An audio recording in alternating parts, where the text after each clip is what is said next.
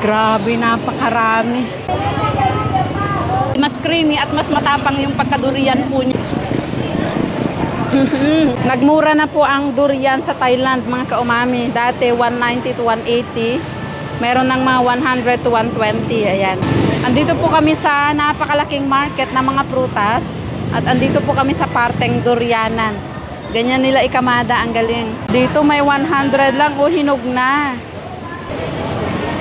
Ay, ang dami. Ang daming tao. Nagmura na po kasi. In-announce nila sa balita na nagmura na ang durian, kaya for the sugod ang mga tao. Uy, 68! Wow! 89! Daddy! Maka! Ayan. Nag-aagawan na po sila. Super sale dito sa banda rito. Ayan po ang aking anak. 100, Daddy. Itong ni, may 68. Ay, itong na, 68 ah. Ayan, makikigulo po tayo sa mga sumugod ng durian. Dami, oh. Siyempre, 10 years na nung nakaka-experience po kami ng 100 per kilo. No, Daddy, no? 10 years lang. Nakakatuwa. Hindi na tayo agbibisin kumain ng durian dahil mura na. afford na po natin. Mag.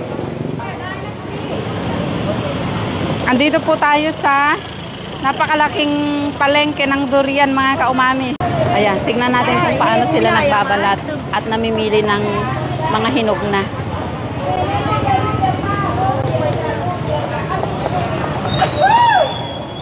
Ayan, pinapalo-palo po nila. Ano kaya ang basihan nila para makita yung hinog? O baka eme-eme lang nila, kunwari palo-palo. Nagbabalat po si Kuya, tignan natin kung maganda ang laman.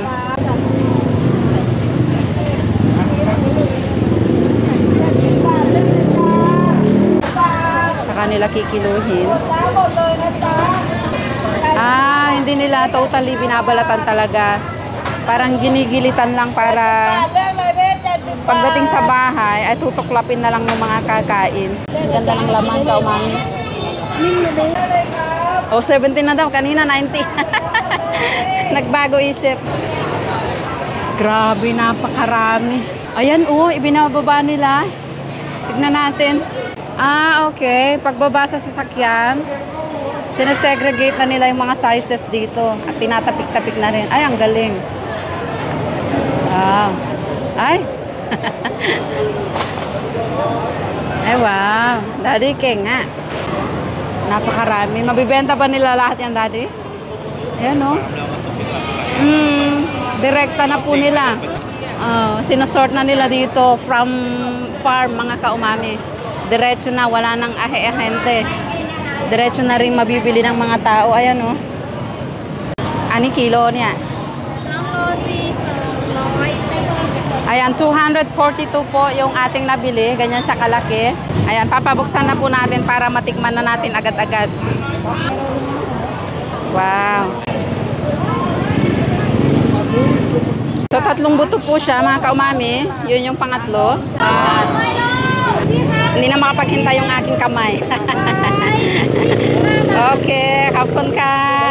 So, ito po yung pangatlong buto ng nabili natin. Ito yung variety na tinatawag na muantong. Ayan, ito yung malalaki siya na makakapal ang laman na manipis ang buto. Tikman natin.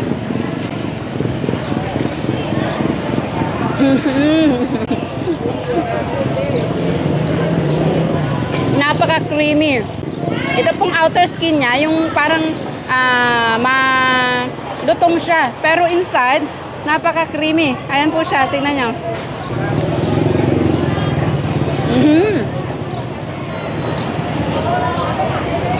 Halos walang buto.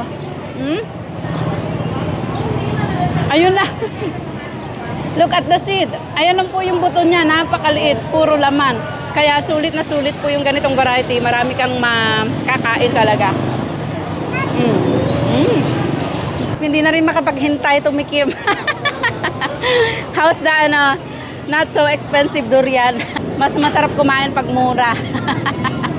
Ito naman po yung lekwala na.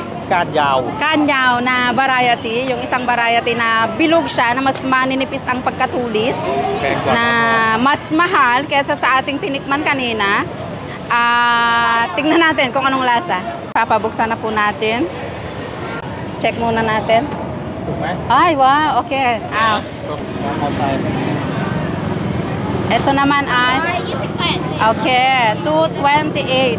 Mas mura kaysa kanina kasi mas maliit, pero yung presyo niya per kilo ay mas mahal. Okay, titigman na po natin ito. May mikadatla ka? Walang papel sila. Okay. Ito naman po yung isang variety. Kung mapapansin nyo po, napaka-cute niya lang. At parang feeling ko ang laki ng buto kasi ang bigat niya. Tikman natin kung kamusta naman ang lasa ng ganitong variety. Unang kagat, buto agad. Pero dahil mas creamy at mas matapang yung pagkadurian po niya. Okay. Baka may marami siyang buto. Ang sarap, ang creamy. Yung pagka-creamy niya, malagkit-lagkit.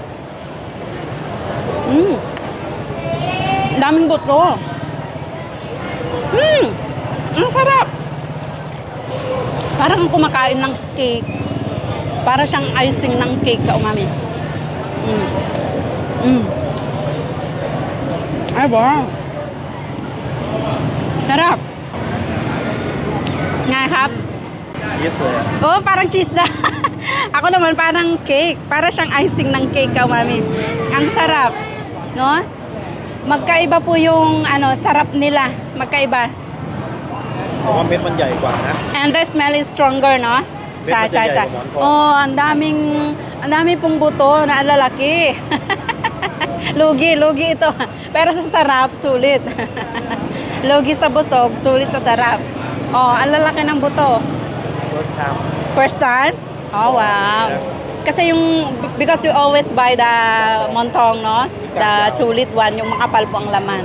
Very expensive. Yeah, because expensive also, kaya hindi po namin binibili ito.